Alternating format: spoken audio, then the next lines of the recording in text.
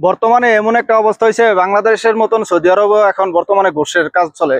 এখন বাংলাদেশে যারা ঘুষ খায় এমন বহুত মানুষ আছে, আমি দেখতেছি যে বাঙালিরা বেশি ঘুষ খায়, সৌদিরা থেকে বেশি খায় বাংলাদেশিরা। কারণ সৌদিরা ঘুষের সম্পর্কে এত বোঝে না, আর এমন ভাবে ইয়েও নাই। কিন্তু যারা বাংলাদেশি আছে তারাই কি করছে, তাদেরকে ঘুষ খাওয়ানোটা শিখাইছে।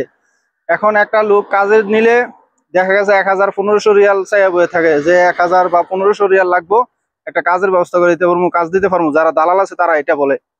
আর দেখা গেছে কাজ কিন্তু দেয় ঠিক আছে, কাফেলা করাও দেয় ঠিক আছে, সবকিছু করায় দেয়, কিন্তু টাকাটা যে নেয় এটা কিন্তু মালিকে জানে না।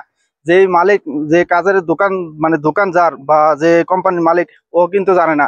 জানে কারা? ম্যানেজার অথবা মুদিররা। তারা জানে এই বিষয়টা, কিন্তু তাদের সাথে হাত কইরা কি করে টাকাটা খায়। তবে যেই বাঙালি খায় বা যে যার মাধ্যমে ঢুকে, ওই লোকে কি করে টাকা নেয় 1500 টাকা, কোম্পানিরে দেয় 500 টাকা বা 800 টাকা বা 1000 টাকা সর্বোচ্চ দেয়। দিয়ে সেটা বলে যে আমার এই লোকটা গরিব মানুষ, এইরকম ওইরকম বললা টাকাটা এরকম ভাবে দেয়, আর বাকি টাকাটা ও খায়। তবে এই জিনিসটা কিন্তু ভালো না, কারণ একটা গরিব মানুষ দেশে থেকে আসছে, সে টাকা পয়সা রেন্ট করে আসছে, এবং কি সুদে আসলে অনেক টাকা রেন্ট করে আসছে। আসার পরে যদি আবার এখানেও টাকা পয়সা রেন্ট করতে হয়, অথবা কাজের ক্ষেত্রে গিয়া কাজ পাওয়ার জন্য যদি টাকা ঘুষ দিতে হয়, তাহলে দেখা গেছে এই জিনিসটা ওই গরিবটা কিন্তু আরো মরতেছে। খাবারের কষ্ট, অনেক কিছু কষ্ট।